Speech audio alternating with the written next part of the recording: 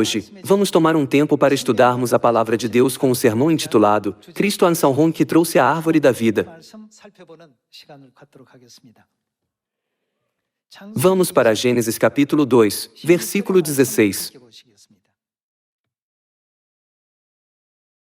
No capítulo 2, versículo 16, está escrito: E o Senhor Deus lhe deu esta ordem: de toda a árvore do jardim comerás livremente, mas da árvore do conhecimento do bem e do mal não comerás, porque, no dia em que dela comeres, certamente morrerás. A questão mais fundamental sobre a razão pela qual a humanidade deve ter fé em Deus pode ser respondida por meio da árvore do conhecimento do bem e do mal no jardim do Éden. Como sabem, havia dois tipos de árvores no jardim do Éden. Deus disse: quando comerem da árvore do conhecimento do bem e do mal, vocês certamente morrerão.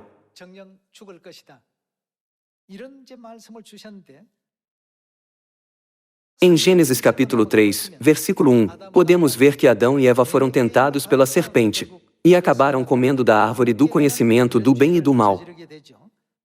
Vamos para o capítulo 3, versículo 1. Mas a serpente, mais sagaz que todos os animais selváticos que o Senhor Deus tinha feito, disse à mulher: é assim que Deus disse: não comereis de toda a árvore do jardim?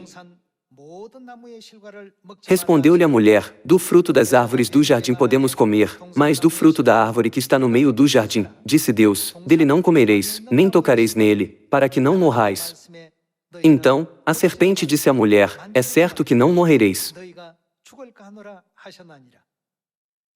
Porque Deus sabe que no dia em que dele comerdes se vos abrirão os olhos, e como Deus, sereis conhecedores do bem e do mal. Vendo a mulher que a árvore era boa para se comer, agradável aos olhos e árvore desejável para dar entendimento, tomou-lhe do fruto e comeu e deu também ao marido, e ele comeu.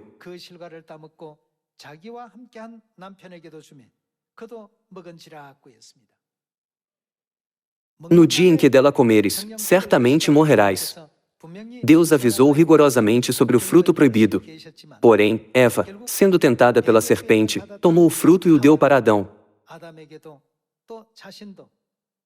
Eles cometeram o pecado de comer da árvore do conhecimento do bem e do mal.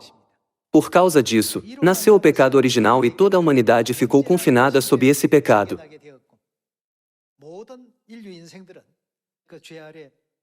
Portanto, o maior problema para a humanidade é a árvore do conhecimento do bem e do mal no jardim do Éden. Vamos ver como Deus resolveu esse problema e como a humanidade pode ser libertada do pecado de comer da árvore do conhecimento do bem e do mal. O que acontecerá conosco quando formos libertados desse pecado? Poderemos voltar para o eterno reino dos céus, que é comparado com o Éden. Adão e Eva foram destinados a morrer depois de comer o fruto da árvore do conhecimento do bem e do mal. Há alguma maneira para eles viverem para sempre? Há um caminho para a vida eterna? Há uma resposta que Deus nos deu. Vamos para o capítulo 3, versículo 22. Então, disse o Senhor Deus: eis que o homem se tornou como um de nós, conhecedor do bem e do mal, assim, que não estenda a mão, e tome também da árvore da vida, e coma. E o que acontecerá com eles? Viva eternamente. As características das duas árvores são as seguintes: se comermos da árvore do conhecimento do bem e do mal, morreremos. Mas se comermos da árvore da vida, viveremos para sempre. Mesmo que Adão e Eva estivessem destinados a morrer porque comeram do fruto proibido, e se eles comessem da árvore da vida, isso não significa que eles poderiam restaurar seu status original e viver para sempre? Vamos continuar com o versículo 23. O Senhor Deus, por isso, o que ele fez, o lançou fora do jardim do Éden. Por que Deus os lançou fora do jardim do Éden? Não é porque eles pecaram. Deus o lançou fora, a fim de lavrar a terra de que fora tomado.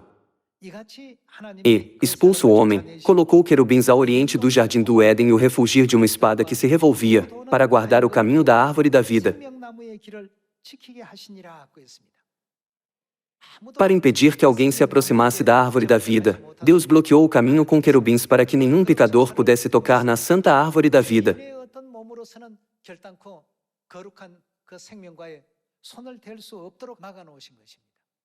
Essas coisas são parábolas que Deus usa para nos explicar sobre a nossa história.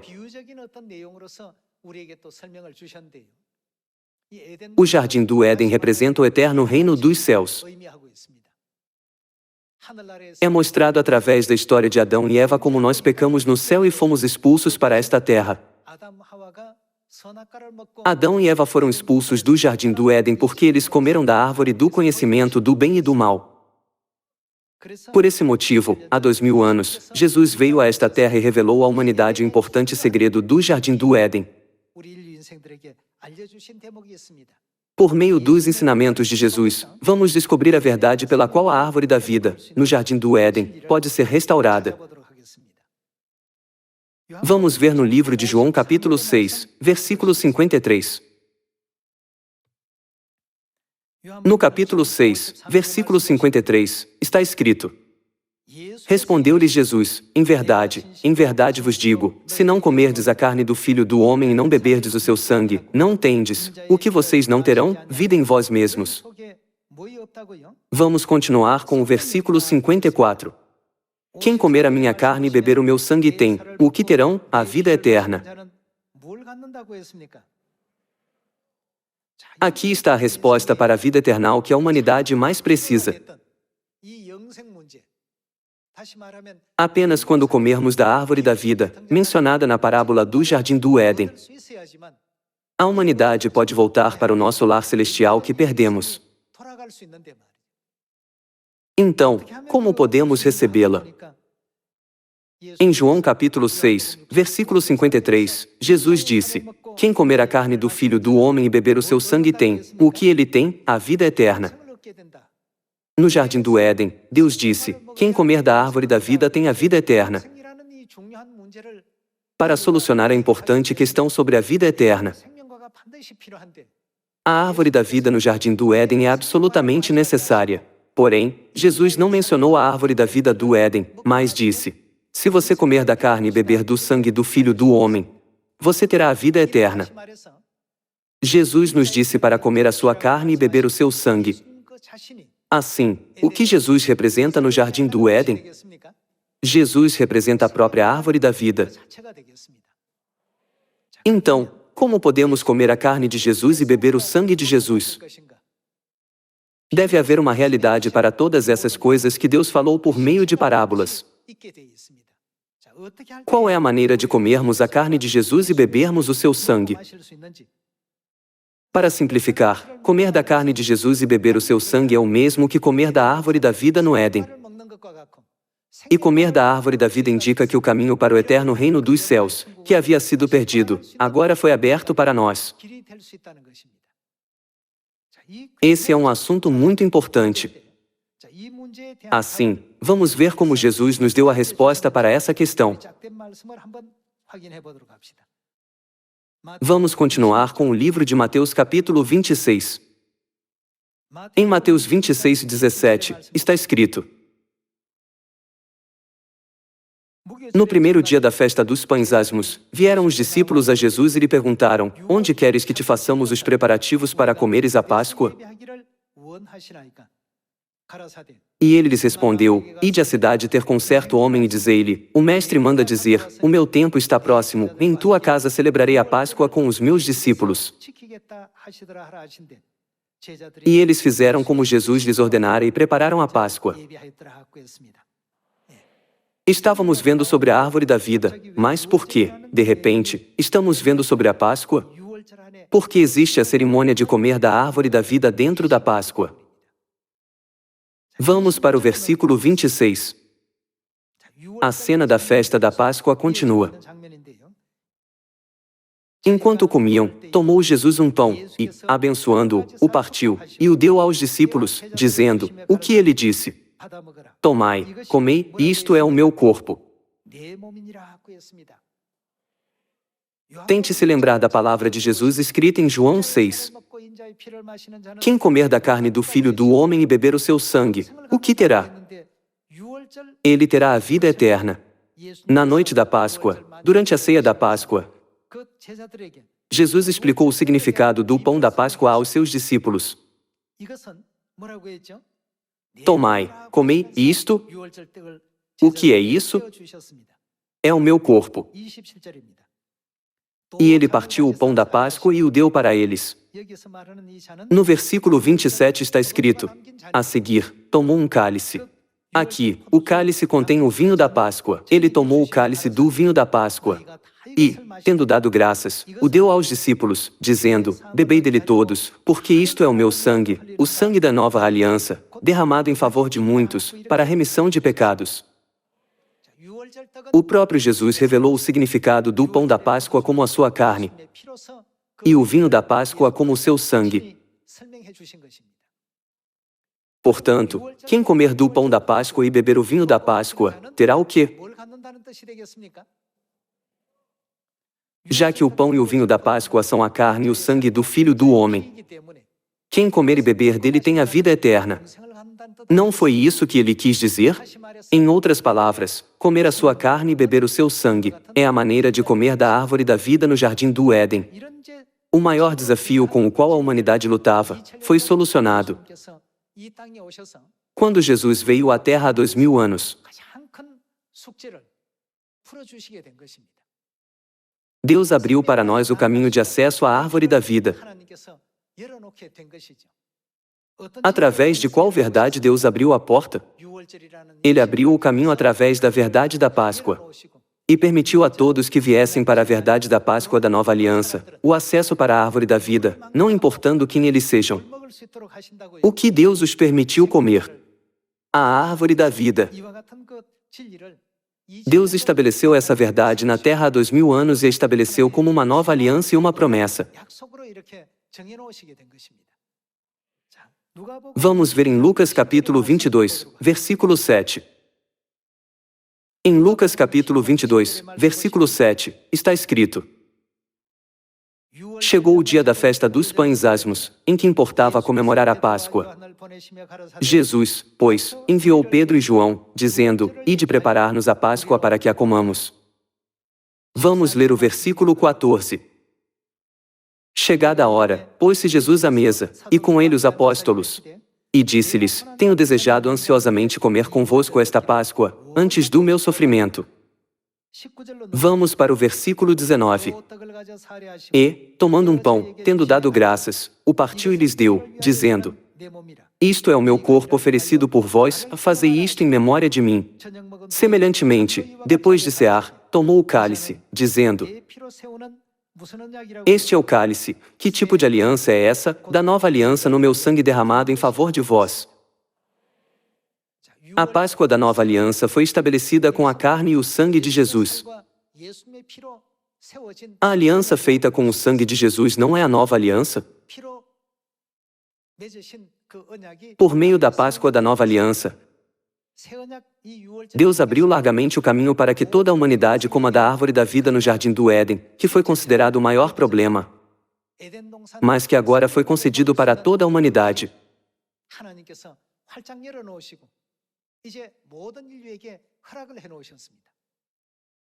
A verdade da Páscoa da nova aliança é realmente a maior notícia para a humanidade. Os seres humanos foram destinados a sofrer a dor do pecado e da morte. Porém, o próprio Deus veio a esta terra em carne e permitiu que toda a humanidade comesse da árvore da vida. Podemos ter uma alegria maior do que essa? Porém, Satanás não ficou parado enquanto essa obra da salvação estava sendo realizada. Houve controvérsias para abolir a Páscoa dentro da igreja. A primeira controvérsia pascal surgiu em 155 d.C.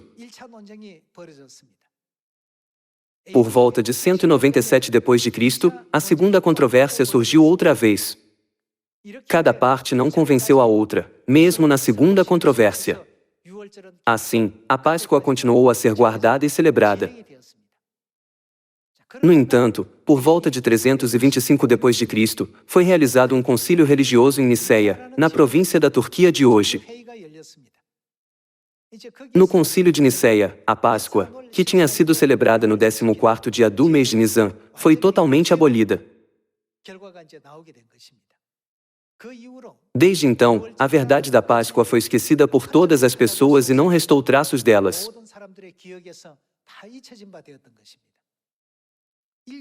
Embora Deus tivesse dado à humanidade o maior presente, a humanidade não estava ciente desse presente. Por causa dos impedimentos de Satanás, o presente de Deus, a Páscoa, desapareceu da terra e o caminho para a humanidade voltar para o reino dos céus, o seu lar, foi bloqueado. Porque não podemos entrar no céu sem receber a promessa da vida eterna. A razão é que em Apocalipse capítulo 21, versículo 4, está escrito que não haverá mais morte no reino de Deus. Já que não haverá mais morte nesse mundo, não podemos voltar ao céu com nossos pecados. Portanto, devemos ter essa promessa que Deus nos deu, que é a Páscoa da Nova Aliança. Porém, por causa dos impedimentos de Satanás, no fim, as pessoas que guardavam a Páscoa deixaram de existir nesta terra desde 325 d.C. Esse foi o momento em que as trevas vieram sobre todas as pessoas desta terra. Porém, neste mundo de trevas, Deus de repente veio como um feixe de luz da verdade. Porque apenas Deus pode dar à humanidade o caminho para a árvore da vida.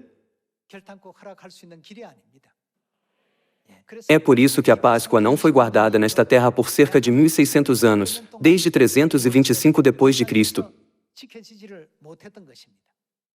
Vocês não guardaram no ano passado a Páscoa que tinha desaparecido na história? E há 2 anos. O que significa o fato de que temos guardado a Páscoa? Quem veio? Se Deus não tivesse vindo, o caminho para a vida eterna, a Páscoa, não poderia ter sido dado a nós. Vamos ver em Hebreus capítulo 9. Em Hebreus, capítulo 9, versículo 27, está escrito: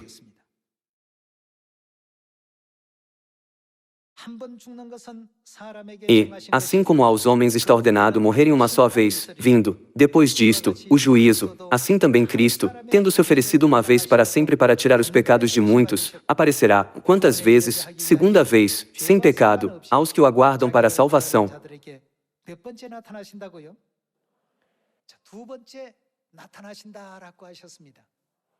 Ele aparecerá pela segunda vez significa que ele virá a esta terra em carne, não é?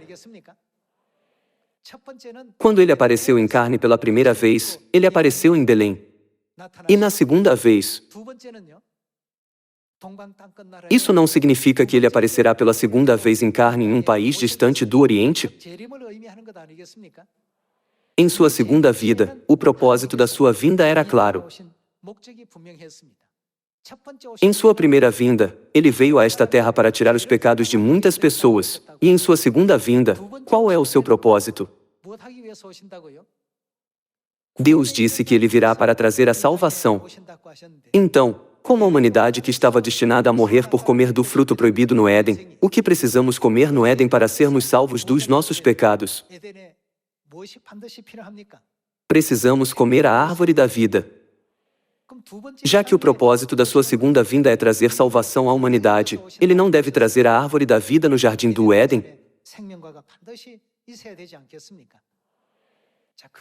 Aquele que aparece nesta terra com a árvore da vida é a segunda vinda de Cristo, a figura profética que os profetas testificaram sobre.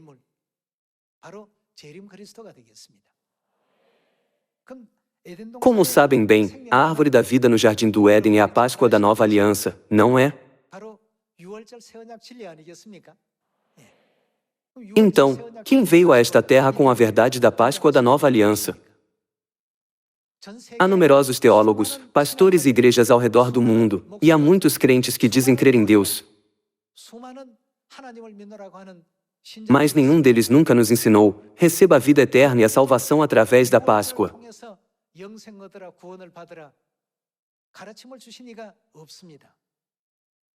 Por quê? Porque eles não são Deus. Porque apenas Deus, que aparece pela segunda vez, pode cumprir esse papel. E apenas quando Ele vier, a porta da salvação pode ser aberta. Em outras palavras, apenas a segunda vinda de Cristo pode nos libertar completamente do pecado de comer da árvore do conhecimento do bem e do mal no jardim do Éden e restaurar o paraíso perdido. Então, quem ensinou os seus filhos sobre a verdade da Páscoa da Nova Aliança e nos permitiu comer da árvore da vida espiritual?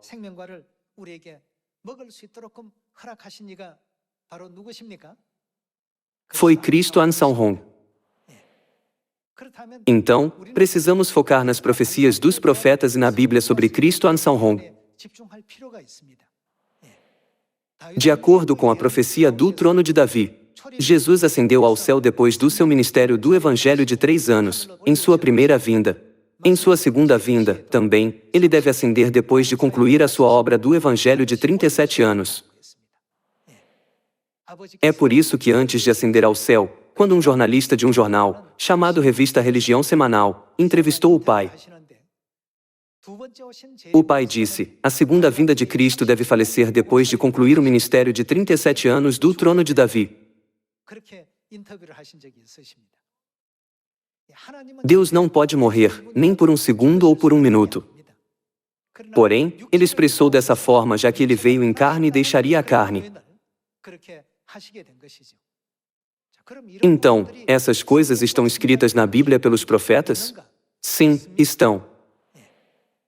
Vamos ver Miqueias capítulo 4, versículo 1.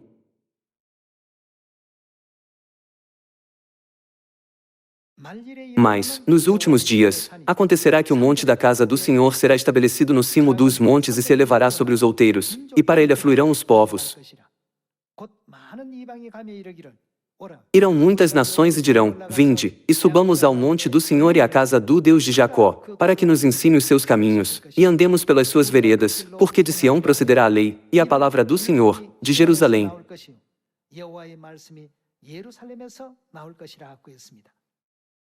O que Deus fará com os seus caminhos? Ele certamente nos ensinará seus caminhos. Quando chegar o tempo da profecia, quando Deus virá a esta terra em carne e nos ensinará. Está escrito que será nos últimos dias. Os últimos dias não é a época da primeira vinda de Jesus. Isso não significa a sua segunda vinda? Quando ele vier a esta terra pela segunda vez, ele ensinará muitas coisas à humanidade. Vamos continuar com o versículo 8. No versículo 8 está escrito: A-te, ó torre do rebanho, monte da filha de Sião, a te virá, sim, virá o primeiro domínio, o reino da filha de Jerusalém. Agora, por que tamanho grito? Não há, o que não temos, rei em ti. A seguir, quem pereceu? Pereceu o teu conselheiro? Quem é o nosso conselheiro de acordo com Isaías capítulo 9, versículo 6? Porque um menino nos nasceu, um filho se nos deu, o governo está sobre os seus ombros, e o seu nome será Maravilhoso Conselheiro, Deus Forte, Pai da Eternidade, Príncipe da Paz. A quem o conselheiro se refere aqui? A Deus. Deus pode perecer? Embora ele seja imortal, por que a Bíblia diz que ele pereceu? Porque ele veio a esta terra se vestindo de carne. Já que ele veio a esta terra em carne, ele se vestiu de carne. É por isso que a Bíblia diz que ele pereceu. Então, onde a Bíblia diz que essas coisas acontecerão? Em Sião. Vamos ver o versículo 8 de novo. A-te, ó torre do rebanho, monte da filha de Sião, a te virá, sim, virá o primeiro domínio, o reino da filha de Jerusalém. Agora, por que tamanho grito? Não há rei em ti? Pereceu o teu conselheiro? Apoderou-se de ti a dor como o da que está para dar à luz? Em 1981, 4 anos antes do Pai ascender ao céu, ele proclamou na revista Religião Semanal: a segunda vinda de Cristo deve falecer depois de pregar o Evangelho por 37 anos. E de acordo com a profecia, o Pai ascendeu ao céu em 1985. O ano de 1985 é o 37º ano desde que o Pai foi batizado. Foi assim que Deus terminou o seu ministério de 3 anos em sua primeira vinda e 37 anos em sua segunda vinda. Pereceu o teu conselheiro? Apoderou-se de ti a dor como o da que está para dar à luz? Sofre dores, esforça-te, ó filha de Sião, como a que está para dar à luz.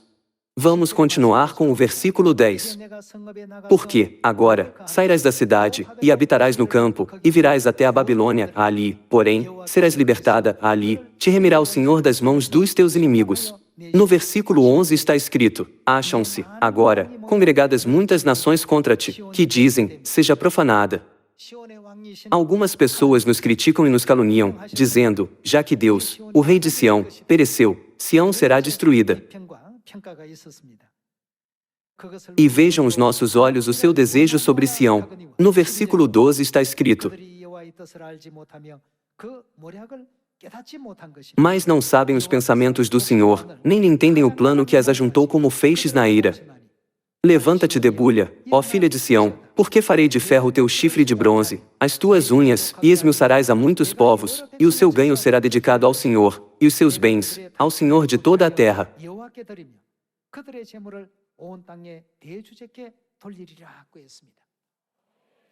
Então, qual é o segredo por trás da morte do conselheiro? Do que nós acabamos de ler, o que eles não entenderam? Não entendem o plano do Senhor. Então, qual é o plano de Deus por trás do incidente em que o rei de Sião morreu e até Deus, que é o conselheiro, pereceu? Aqui está o profundo plano de Deus. Irmãos e irmãs, não está escrito no livro de Romanos que Adão é a prefigura daquele que havia de vir, ou seja, de Cristo? Está escrito no livro de Gênesis que Deus fez Adão cair em pesado sono. Então, o que significa que ele fez Adão cair em pesado sono? Em João 11, dormir não significa morte? O que aconteceu depois de Adão cair em pesado sono? Eva apareceu. Por meio da aparição de Eva, o caminho da vida foi dado à humanidade.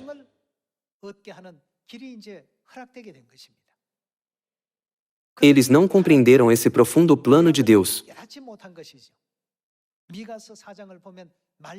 De acordo com Miqueias 4, está profetizado que nos últimos dias, Deus virá à terra e Ele mesmo ensinará e guiará muitas pessoas. Então, o que Ele fará? No versículo 9, está escrito, pereceu o teu conselheiro? Muitos gentios nos caluniam por causa disso, mas houve um profundo plano de Deus escondido aqui.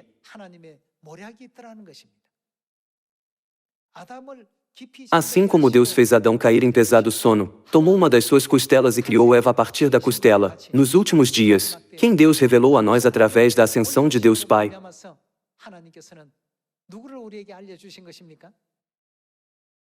Ele ensinou a todos os seus filhos a existência de Deus Mãe. Ele concedeu o glorioso caminho que dá a vida à humanidade. É por isso que, de acordo com Apocalipse capítulo 22, versículo 17, quem responder ao chamado do Espírito e a noiva terá a vida. Mas quem não responder ao seu chamado, não terá a vida. A vida eterna é o sinal mais importante que nos permite voltar para o céu. Deus prometeu e deu esse sinal para a humanidade. O sinal é uma bênção dada através da Mãe Celestial e é dada a todos os filhos de Deus que creem na Mãe Celestial. Isso é o quanto Deus ama a nós, seus filhos. Ele cumpriu todas as profecias da Bíblia e dos profetas. Ele veio a esta terra em nome de Davi e andou no caminho do Evangelho por 37 anos. Ele deu à humanidade a árvore da vida. Ensinou seus filhos sobre a fonte da água da vida, que é a Mãe Celestial, e ascendeu ao eterno reino dos céus, o nosso lar. Hoje é o dia em que ele ascendeu ao céu. O povo da profecia deve crer nas profecias e seguir os ensinamentos das profecias. Apenas então, eles podem entrar no eterno céu, onde eles podem reinar para sempre. Se o Pai não tivesse vindo, como seria o nosso futuro? Não poderíamos evitar de ser atormentados para sempre no inferno eterno. Porém, fomos resgatados de lá. Nós iremos para um mundo onde não haverá mais morte, nem luto, nem pranto ou dor. Desfrutaremos da vida eterna e das bênçãos para sempre no glorioso reino dos céus. Estamos esperando que Deus revele a vida gloriosa para sempre. Já que nossa igreja foi estabelecida em 175 países, não é exagero dizer que o Evangelho já quase alcançou o mundo inteiro. Além disso, o Evangelho da Verdade está sendo apresentado e espalhado para muitas pessoas por meio da internet. Eu vi a notícia sobre Deus Mãe através da internet. A sua igreja é a igreja que tem essa verdade? Como testemunhamos muitos exemplos disso acontecendo, Deus está cumprindo a sua promessa. Essa mensagem será pregada em Samaria e até aos confins da terra. Portanto, vamos nos animar e trabalhar um pouco mais. Através deste momento, eu sinceramente peço mais uma vez que nós, que recebemos a árvore da vida, possamos compartilhar essa vida com os outros. Esperando que vocês tenham recebido muita graça, gostaria de concluir esse sermão. Muito obrigado.